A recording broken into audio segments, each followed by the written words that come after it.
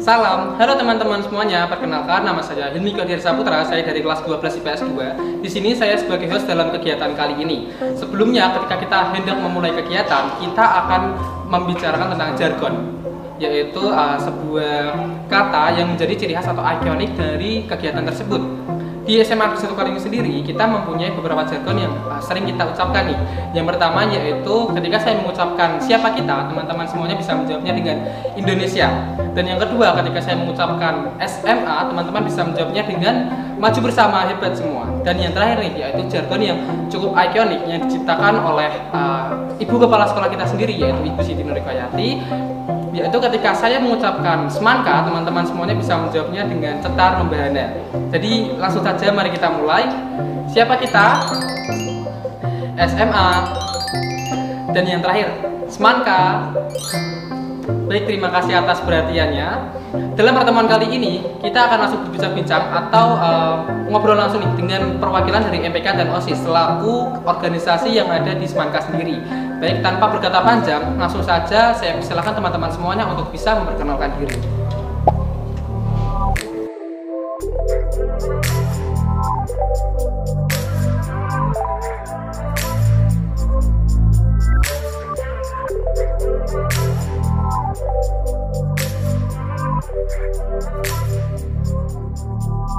Halo teman-teman semua, sebelumnya perkenalkan saya Muhammad Ali Saputra dari kelas 12 MIPA 4.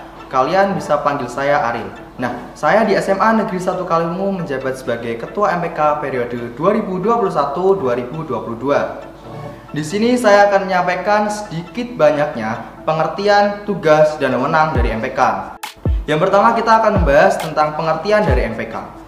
MPK sendiri memiliki kepanjangan yaitu Majelis Permusyawaratan ataupun Majelis Perwakilan Kelas. MPK adalah suatu organisasi di sekolah yang bertugas mengawasi, mengevaluasi, membantu kinerja OSIS dalam menjalankan tugas-tugasnya selama masa jabatannya berlangsung. Jabatan MPK bisa dikatakan lebih tinggi ataupun setara dengan OSIS karena MPK satu-satunya organisasi di sekolah yang dapat mengevaluasi, membantu, dan mengawasi tugas-tugas dari OSIS.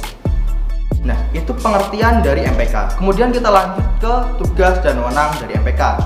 Tugas dan wewenang MPK yang pertama yaitu mewakili kelasnya dalam rapat perwakilan kelas. Kemudian tugas yang kedua yaitu mengajukan usul kegiatan untuk dijadikan program-program kerja OSIS. Kemudian tugas dan wewenang yang ketiga yaitu menyelenggarakan pemilihan pengurus OSIS maupun pengurus MPK. Yang keempat, menilai laporan pertanggungjawaban pengurus OSIS di masa akhir jabatan. Kemudian yang kelima, mempertanggungjawabkan segala tugas kepada kepala sekolah selaku ketua pembina.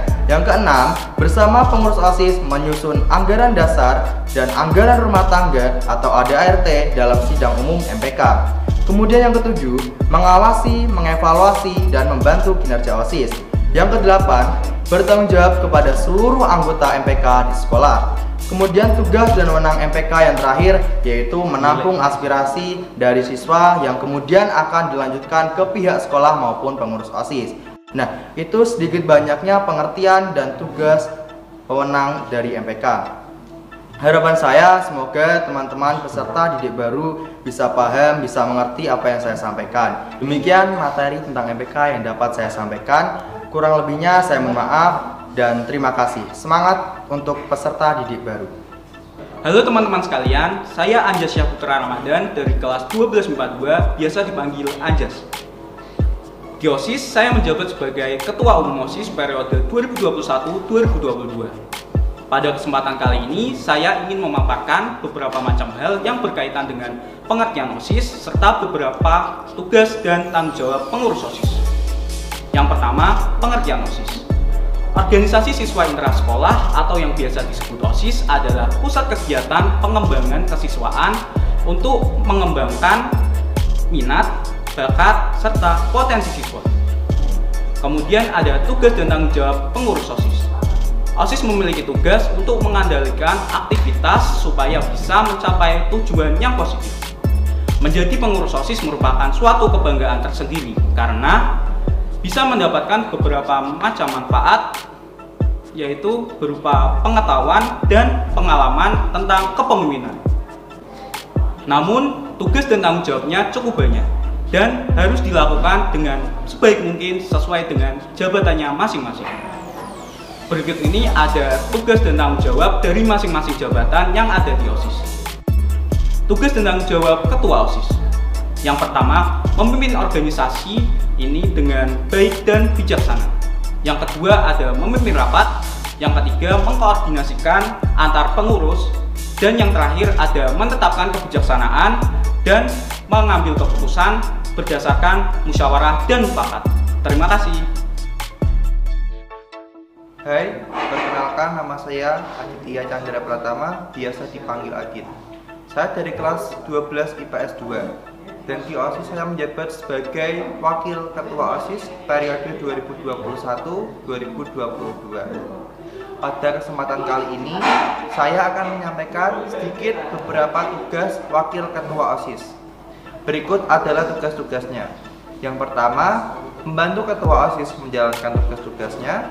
Yang kedua, menggantikan posisi Ketua OSIS ketika sedang berhalangan.